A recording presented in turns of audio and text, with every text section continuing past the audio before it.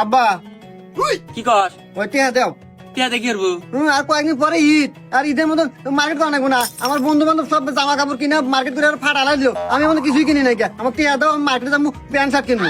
এই তোর তো তাপবাদ জ্ঞানী হয় নাই রে, আর তুই যাবি ঈদের মার্কেটে জামা কাপড় কিনবে।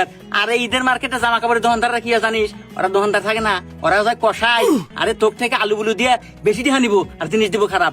আমি আটে যা মানে, আমি যদি আটে যাই সেদিন তোর নাকি আমি দিয়ে আসি না শার্ট প্যান্ট কিনে নিয়ে আস, মানে তুই টেনশন নিস না, যা।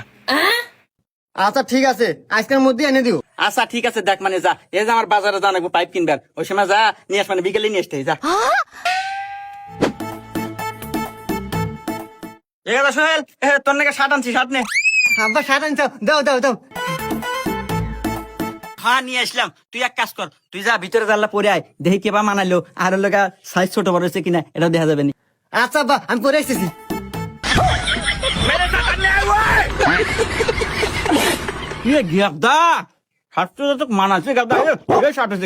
একবার অরিজিনাল তাঁতের শার্ট, বহুদিন পরে পারবো, নিম্নে 7 বছর দেবো। আর কাছে সাইজ তো দেখি ঠিকঠাকই আছে, সমস্যা নাই। ও আর ওই প্যান্ট না সামনে আর থেকে এনে দেবেন।